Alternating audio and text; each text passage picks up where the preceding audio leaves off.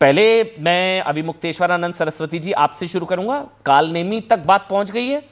कालनेमी जो योगी आदित्यनाथ ने कहा कि धर्म की आड़ में सनातन को कमजोर करने के लिए कुछ कालनेमी सक्रिय हैं, ये आपकी बात हो रही है क्या? योगी जी आपको कालनेमी कह रहे हैं? ठीक है। कालनेमी जो था वो रावण का कार्य सिद्ध करने के लिए गया था, ठीक है ना। और भेष धारण करके गया था साधु का, जबकि साधु था नहीं। माने जो था वो दूसरा भेष धारण किए हुए था। तो आप बताइए हमारे बारे में ये जो उपमा है कैसे लागू होगी?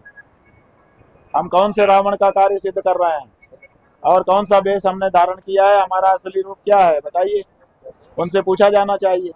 जितेंद्रानंद सरस्वती जी, योगी आदित्यनाथ ने कहा है कि बहुत से कालनेमी धर्म की आड़ में सनातन को कमजोर कर रहे हैं। जो कालनेमी का जिक्र जो मैंने अभिमुक्तेश्वरानंद सरस्वती से भी पूछा, आपको भी लगता है ऐसा है?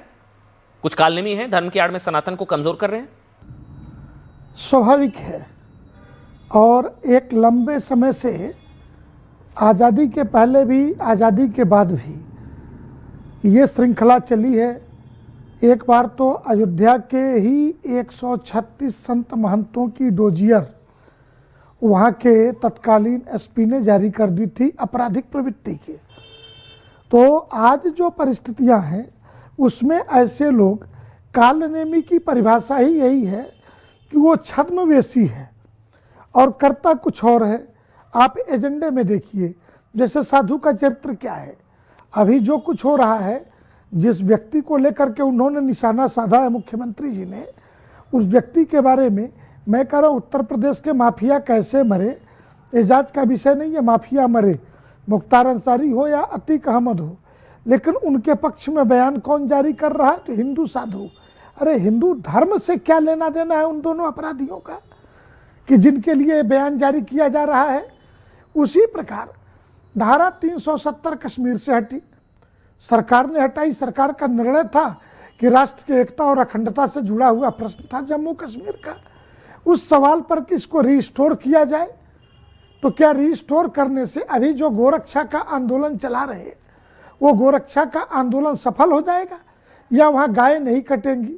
उत्तर प्रदेश में कांग्रेस के प्रदेश अध्यक्ष हों या समाजवादी पार्टी के राष्ट्रीय अध्यक्ष हों, जिनके काल में ओपन स्लाटर हाउसेज चलते थे, योगी जी ने आने के बाद यहाँ स्लाटर हाउसेज बंद किए हैं। ये उत्तर प्रदेश का सर्वविदित इतिहास है। जो हलाल नाम के ब्रांड की सामग्री बिकती थी उसको बंद किया।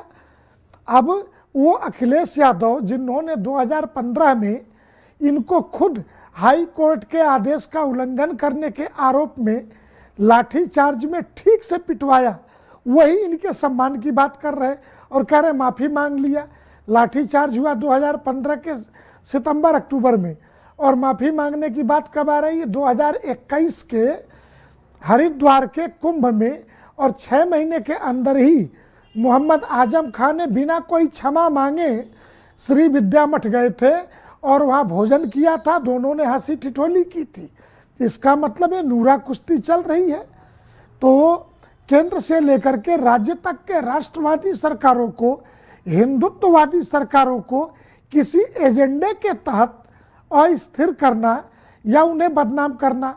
गाय के सवाल पर योगी जी को घेरना, किस पीठ को घेर रहे हो भाई? इस बयान को अभिमुक्तेश्वरानंद सरस्वती जी से जोड़कर देखा जा रहा है। हालांकि कुछ लोग कह रहे हैं कि शंकराचार्य के लिए कालनेमी शब्द थोड़ा ज्यादा हो गया, विरोध इसका ये नहीं, कालनेमी नहीं, कम से कम अगर उनके लिए है तो नहीं होना चाहिए था। अभिमुक्तेश्वरानंद जी के लिए व्यक्तिगत यह शब्द अगर योगी जी ने प्रयोग किया है तो मैं इसे उचित मानता हूं। इस नाते नहीं कि कोई राजनीतिक संबंध है, विचारधारा के संबंध, इस नाते नहीं। इसलिए कि पीछे लंबे समय से साधु वेश में जिस तरह अभी बिहार में 243 विधानसभा सीट पर इन्होंने कैंडिडेट खड़े किए, चुनाव लड़ाए, पूरे बिहार में घूमे। इसके पहले महाराष्ट्र के विधानसभा चुनाव से पहले वहाँ पहले उद्धव ठाकरे के घर जाते हैं, इसके बाद एकनाथ शिंदे के घर जाते हैं। उद्धव ठाकरे के घर तो वो दोनों का विवाद है। फिर कहते हैं कि जब तक उद्धव ठाकरे को सीएम की कुर्सी पर नहीं देख लूंगा अरे जिसकी सरकार में 2 साधुओं की पीट पीट के हत्या हो गई, जो जांच कराने को भी नहीं तैयार था पालघर के प्रकरण में, ऐसे उद्धव ठाकरे के घर जाना, बिना बुलाए जाना, बिना आमंत्रण के जाना, तो ये किस मानसिकता को दर्शाता है, इसको समझना पड़ेगा। राजनीति में जब जिस राज्य में जहां चुनाव होता है वहां सक्रिय होकर के 2019 के लोकसभा में नरेंद्र मोदी के विरुद्ध ये स्वतः कैंडिडेट लेकर के आए, देश के प्रधानमंत्री के विरुद्ध कैंडिडेट लड़ाना लोकतंत्र में मैं बुरा नहीं मानता, लेकिन कचहरी में जिस प्रकार दौड़ दौड़ के नंगा नाच कर रहे थे वो पूरे देश की मीडिया ने देखा है। और आपके चैनल के पास फुटेज नहीं होगा तो मैं फुटेज भेज दूंगा। अच्छा, एक और सवाल, नहीं आप ठीक कह रहे हैं, लेकिन आपने कहा कि जो 50 मीटर पैदल चल लेते तो क्या हो जाता, मैं आपका बयान सुन रहा था, पालकी में जाने की जिद क्यों? लेकिन अभिमुक्तेश्वरानंद सरस्वती जो है वो ये कह रहे हैं कि लड़ाई से 5 मीटर की थी, वो 5 मीटर आगे जाने दे तो क्या पहाड़ टूट जाता? जितेंद्र आनंद जी, अगर उस 5 मीटर में 2.5 करोड़ लोग जो स्नान करने आए थे, अगर भगदड़ मच जाती, जो वातावरण इन्होंने खड़ा किया, इनके बटकों ने पुलिस के कॉलर पकड़ करके खींचे, अस लड़ाई 5 मीटर की नहीं थी। लड़ाई तो यह है कि इन्होंने पुल नंबर 2 जो सेफ जोन के लिए, सेफ्टी जोन के लिए मेला प्रशासन ने बैरिकेड करके रखा था कि कहीं कोई अप्रिय स्थिति आए तो ऐसी परिस्थिति में श्रद्धालुओं को हम इस पुल से निकाल सकें, इसके लिए। और डी एरिया में तो कुंभ अर्ध कुंभ में भी किसी का रथ नहीं गया, पार्क से 2 किलोमीटर दूर रहता है, तो सवाल 50 मीटर का नहीं है। दूसरे की आज तक एक व्यक्ति का इसके पहले बताइए, जब से माघ मेला और कुंभ लग रहा है, कौन संत है जो पालकी पे गया? वहीं पे वरिष्ठ शंकराचार्य हैं पुरी के शंकराचार्य जी नहा करके चले आए, किसी को पता नहीं चला। सुमेरु पीठ के शंकराचार्य नरेंद्रानंद नहा के चले आए, किसी को पता नहीं चला। रामभद्राचार्य जी नहा के, ये सब 80-80 वर्ष के उम्र के लोगों के नाम बता रहा हूं मैं, जिनकी आयु 75 वर्ष प्लस है, और ये सभी ने नहा लिया।